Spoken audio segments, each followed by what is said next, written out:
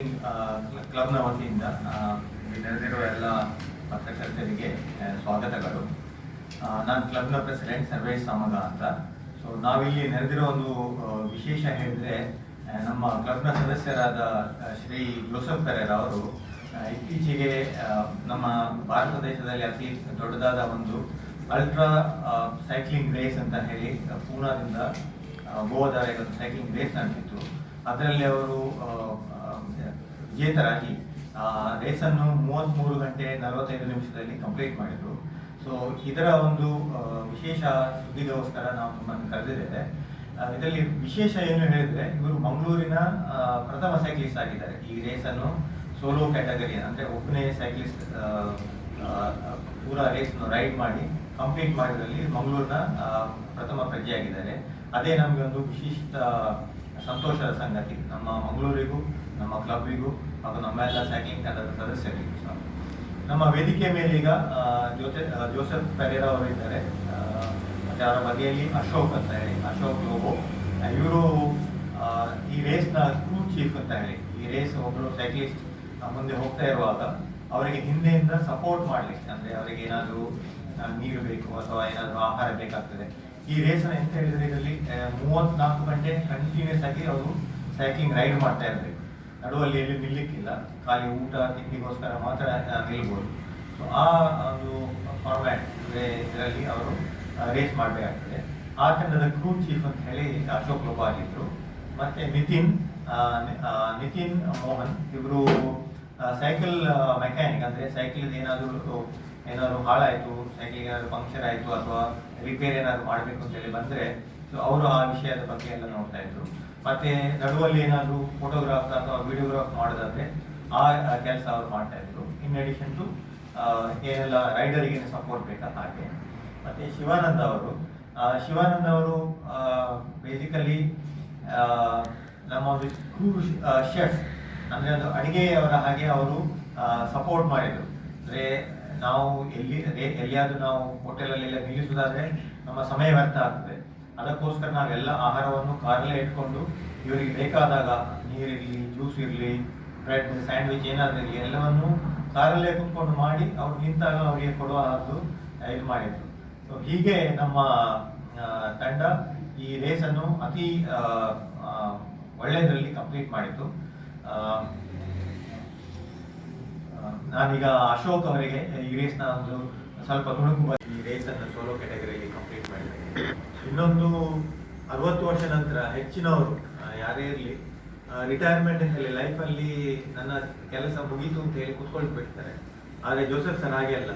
62 ವರ್ಷದಲ್ಲಿ ಸಹ ಅವರು ಸೈಕಲ್ ಹಿಡಿದು ಇದನ್ನೊಂದು ರೇಸನ್ನೊಂದು ಕಂಪ್ಲೀಟ್ ಮಾಡಿದ್ದಾರೆ ಹೇಳಿದರೆ ನಮಗೆ ಅಂತೂ ಹೆಮ್ಮೆಯ ವಿಷಯ. ನಮ್ಮ ಕ್ಲಬ್ಬಲ್ಲಿರುವ ಯುವಕರಿಗೆ ಇದೊಂದು ಮಾರ್ಗದರ್ಶಕ ಮತ್ತು ದಾರಿದೀಪ ಅಂತೇಳಿ ಆಗಿದೆ.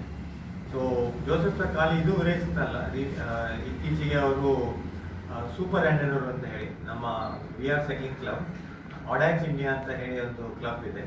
ಅದು ಪ್ಯಾರಿಸಲ್ಲಿ ಹುಟ್ಟಿದ ಕ್ಲಬ್. ಅದಕ್ಕೆ 100 ವರ್ಷ ಆಗಿದೆ ಆ ಕ್ಲಬ್ಬಿಗೆ. ಸೊ ಆ ಕ್ಲಬ್ನವರ ಥ್ರೂ ನಾವು ಕೆಲವೆಲ್ಲ ಇವೆಂಟ್ಸ್ ಆರ್ಗನೈಸ್ ಮಾಡ್ತೀವಿ. ಎಂಡ್ಯೂರೆನ್ಸ್ ರೈಡ್ಸ್ ಅಂತ ಹೇಳಿ ಅದರಲ್ಲಿ 200 ಕಿಲೋಮೀಟರ್, 300 ಕಿಲೋಮೀಟರ್, 400 ಮತ್ತು 600 ಕಿಲೋಮೀಟರ್ ರೈಡ್ಸ್ ಮಾಡ್ತಾ ಇರ್ತೇವೆ. ಸೊ ಅದರಲ್ಲಿ ಈ ಸಲ ಜೋಸೆಫ್ ಸರ್ ಒಂದು ಸೈಕ್ಲಿಂಗ್ ಕ್ಯಾಲೆಂಡರ್ ನವೆಂಬರಿಂದ ಅಕ್ಟೋಬರ್ವರೆಗೆ ಒಂದು ಕ್ಯಾಲೆಂಡರ್ ನಡೀತದೆ. ಆ ಕ್ಯಾಲೆಂಡರಲ್ಲಿ ಈ ಸಲ ಅವರು ಎಲ್ಲ ರೈಡ್ಸನ್ನು ಮುಗಿಸಿ ಅವರ ಪ್ರಥಮ ಸೂಪರ್ ಹ್ಯಾಂಡರ್ ಟೈಟಲ್ ಅನ್ನು ಸಹ ಅವರು ಪಡ್ಕೊಂಡ್ರು. ಸೊ ಇದೆಲ್ಲ ನಮಗೆ ಈ ಏಜ್ನಲ್ಲಿ 60+ ಏಜ್ನಲ್ಲಿ ಜೋಸೆಫ್ ಸರ್ ಮಾಡಿದ್ದಾರೆ ಅಂತ ಹೇಳಿದರೆ ನಮಗೆ ನಿಜವಾಗಿ ಹೆಮ್ಮೆಯ ವಿಷಯ. ಇನ್ನೊಂದು ಟ್ರೆಕ್ ಇಂಡಿಯಾ ಚಾಲೆಂಜ್ ಅಂತ ಹೇಳಿ, ಅದು ಅಕ್ರಾಸ್ ಇಂಡಿಯಾದಲ್ಲಿ ಟ್ರೆಕ್ ಅಂತೇಳಿ ಸೈಕ್ಲಿಂಗ್ ಕಂಪ್ನಿ ಇದೆ. ಅವರು ಚಾಲೆಂಜ್ ಮಾಡ್ತಾರೆ, ಒಂದು ತಿಂಗಳಲ್ಲಿ ಕೆಲವೆಲ್ಲ ಇಷ್ಟು ಕಿಲೋಮೀಟರ್ ರೇಸ್ ನಡೆಸಬೇಕು ಅಂತ ಹೇಳಿ. ಜೋಸೆಫ್ ಸರ್ ಅದರಲ್ಲಿ ಆಲ್ ಇಂಡಿಯಾ ಲೆವೆಲಲ್ಲಿ 3 ವರ್ಷ ಪ್ರಥಮ ಸ್ಥಾನ ಪಡೆದಿದ್ದು.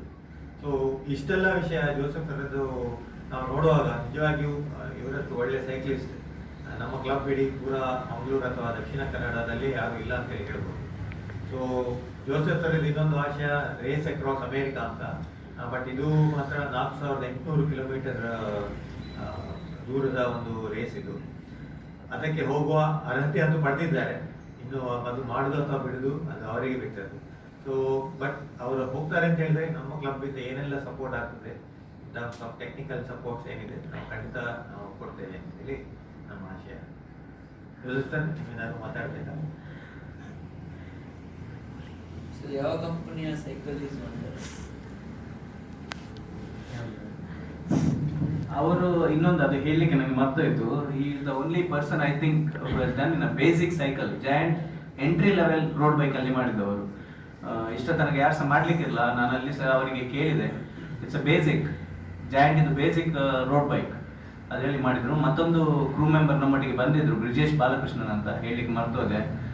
ತುಂಬ ಬ್ಯುಸಿ ಜನ, ಆದರೆ ಸಹ ಅವರ ಗಾಡಿ ತಗೊಂಡವರು ನೈಟ್ ಟೈಮ್ ಕ್ರೂಯಿಂಗಿಗೆ ಅವರು ಸಹ ಬಂದಿದ್ರು, Brijesh Balakrishna.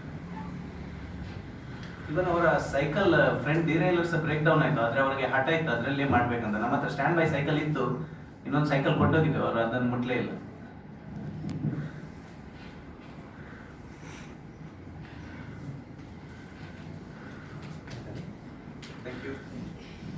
The safety reason, even the vehicles, all the vehicles that we are taking as a backup, and also the crew members, we have to register, we have to sign. It's not a very simple race. It's a endurance race, which is, as Sarvesh mentioned, it is one of the top endurance races in India. This year it was 646 kilometers instead of 643 because of the route they had done. So 3 more kilometers he had to ride. After the pre-inspection, we then told Joseph to take rest the next day completely, but still he did not listen. He went for a walk for 7 kilometers, which he is used to.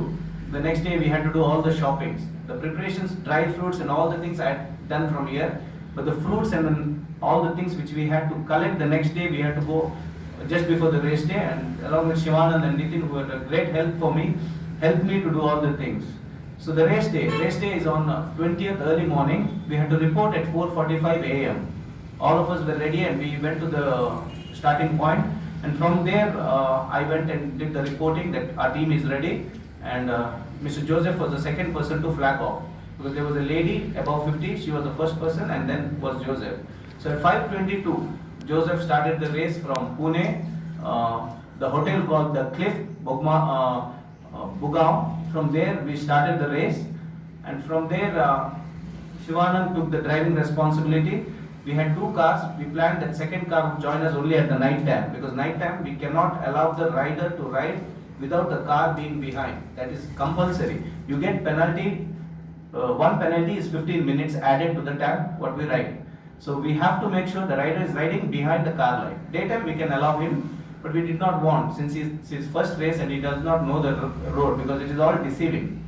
From there, Shivanand takes the lead and he drives. After some time we want the food ready, so he jumps back to the rear seat and does all the food ready. So he did a tremendous job, and Nitin was always there taking the pictures.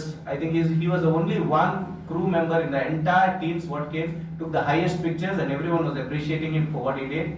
And then we had one coach who had come from Chennai, who is not here today, Krishan Govis, who was a great help. Even though he was a coach, he took the responsibility of driving the car, where I could sit back and see the timing and all the things. Joseph did a wonderful job riding, and even at the age of 62, he was climbing like a 26-year-old, and he could overtake everybody on the climbs near Panchagani climbs. Once everything happened at Sai International in the evening, he wanted to take the break because even a vehicle broke down in between. That was one headache we had. The fuel, the wiper was not working. So then we had to fix it by ourselves. We three, myself, Shivanand and Nitin managed to fix it. We lost a few minutes there, and then he continued. By night the rain was heavy. I think Joseph did not expect that, because daytime it was little cooler, but then night time the heavy rains hit when we reached Belgaum, and even though he was struggling, he did not give up. That was the best part in him. I saw, even I thought he would give up at one point, but then he stayed, he took it slowly, went to the turning point at Belur, turned back, reached Belgaum. At Belgaum, CP6, okay, that was CP6, we had checkpoints. I told Joseph, we reached at 7:30, and one word I told Joseph, it is 7:30, we should leave not later than 8 o'clock. You can take a break till 8 o'clock. Anything over 8 o'clock, I will tell you, you will not finish on before cutoff. He made sure, and he left at 7:50. That was the main thing he did, which he listened to me as a crew chief. He was listening to me, And then after that, I don't know how he rode. He rode very well and he finished. We reached Bogmalo. That was the end point at around 3:07 p.m. on the next day. That was 21st of November, 3:07 p.m. He finished the race at Bogmalo. That was 33 hours and 45 minutes. So this was a great achievement from Joseph, the first one in Mangalore to do a solo and qualify for the ramp. Thank you. ಅಂದರೆ ಕೆಲವು claims ಇರ್ತದೆ sir, ಕೆಲವು flat ಇರ್ತದೆ. So ಅವ್ರು first ಕೆಲವು 6-7 hours ಅಲ್ಲಿ he managed to do about 25-26 kilometers per hour. That was the initial stage, the fresh stage, and every hour he was taking 5 to 8 minutes of breaks as per his needs. We were respecting him, we did not force on him anything. Whatever he was deciding, we were taking a call on that. ಊಟ ಮಾಡಲಿಕ್ಕೆ cycle ಹಿಡಿತಿದ್ದಾರೆ ನಾವು ನಿಲ್ಲಿಸ್ತಿದ್ದೇವೆ sir, but at some point sandwich ready ಇರ್ತಿತ್ತು. So sandwich ಅವರ ಕೈಯಲ್ಲಿ running ಅಲ್ಲಿ ಕೊಡ್ಬೋದು. ಡೇ ಟೈಮ್ ಅಲ್ಲಿ ಅವ್ರು ಹೋಗುವಾಗ ಕಾರಿಂದ ಕೊಡ್ಲಿಕ್ಕಿಲ್ಲ, ರೂಲ್ಸ್ ಉಂಟು, ಕಾರಿಂದ ಕೊಡ್ಲಿಕ್ಕಿಲ್ಲ. ಅವ್ರು ಹೋಗೋ ಸ್ಪೀಡ್ ಅಲ್ಲಿ ನಾವು ಕ್ಲೈಮ್ ಸಿಕ್ಕಿದೆ ಅವರೊಟ್ಟಿಗೆ ಓಡಿ ಹ್ಯಾಂಡ್ ಓವರ್ ಮಾಡ್ತಿದ್ದೆವು. ಫ್ರೂಟ್ಸ್ ಎಲ್ಲ ಅವರಿಗೆ ಹಾಗೆ ಹ್ಯಾಂಡ್ ಓವರ್ ಮಾಡಿ ಕೊಟ್ಟಿದ್ದೇವೆ. ಸೊ ಕೆಲವು ಕಡೆ ಅವರಿಗೆ ಬ್ರೇಕ್ ಬೇಕಂತ ಆದ್ರೆ ಸ್ವಲ್ಪ ಮಸಾಜ್ ಕೋಚ್ ಇದ್ರು, ಅವ್ರು ಸ್ವಲ್ಪ ಮಸಾಜ್ ಎಲ್ಲ ಮಾಡ್ತಿದ್ರು, ಕಾರ್ ಮಸಾಜ್ ಎಲ್ಲ. ಸೊ ಅದಕ್ಕೆ ನಾವು ಬ್ರೇಕ್ ತೆಗೆದಿದ್ದೇವೆ ಸರ್.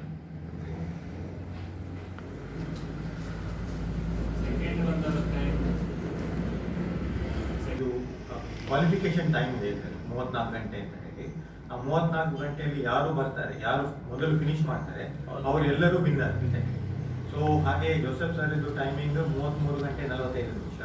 ಸೊ ಅದರೊಳಗೆ ಬಂದವರು ಎಲ್ಲರೂ ಅಮೆರಿಕದಲ್ಲಿ ನಡೆಯುವ ರೇಸ್ ಅಕ್ರಾಸ್ ಅಮೆರಿಕಾ 2022 ಜೂನ್ನಲ್ಲಿ ನಡೀತಾ ಇದೆ. ಸೊ ಅದಕ್ಕೆ ಅರ್ಹತೆ ಪಡೀತಾರೆ. ಸೊ ಇದರದ್ದು ವಿನ್ನಿಂಗ್ನ ಪ್ರಕಾರ.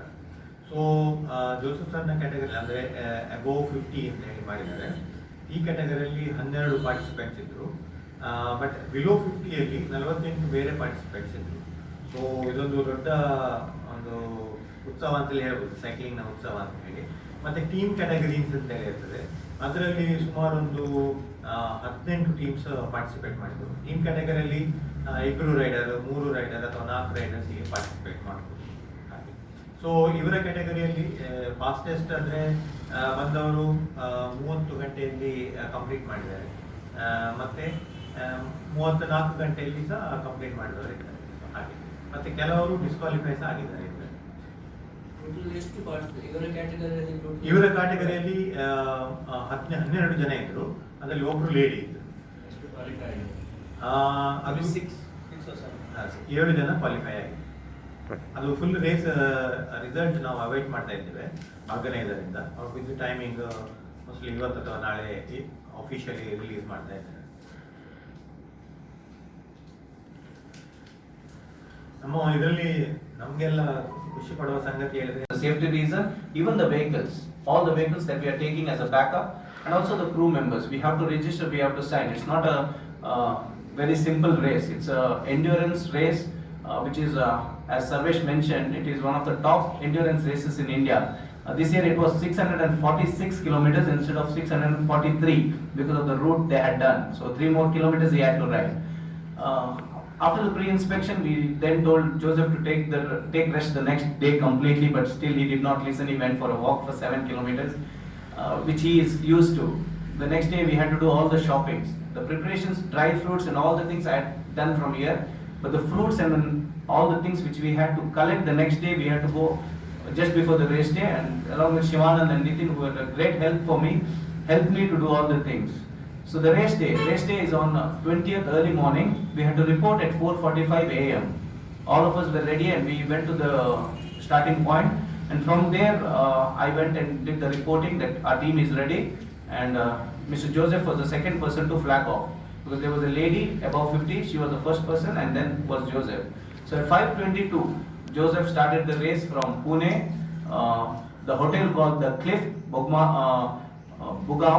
From there we started the race, and from there Shivanand took the driving responsibility. We had 2 cars. We planned that second car would join us only at the night time, because night time we cannot allow the rider to ride without the car being behind. That is compulsory. You get penalty. One penalty is 15 minutes added to the time what we ride. So we have to make sure the rider is riding behind the car light. Daytime we can allow him, but we did not want, since it's his first race and he does not know the road, because it is all deceiving. From there, Shivanand takes the lead and he drives. After some time, we want the food ready. So he jumps back to the rear seat and does all the food ready. So he did a tremendous job, and Nitin was always there taking the pictures. I think he was the only one crew member in the entire teams what came, took the highest pictures, and everyone was appreciating him for what he did. And then we had one coach who had come from Chennai, who is not here today, Greshan Govis, who was a great help. Even though he was a coach, he took the responsibility of driving the car, where I could sit back and see the timing and all the things. Joseph did a wonderful job riding, and even at the age of 62, he was climbing like a 26-year-old, and he could overtake everybody on the climbs near Panchagani climbs. Once everything happened at Sai International in the evening, he wanted to take a break because even a vehicle broke down in between. That was one headache we had. The fuel, the wiper was not working.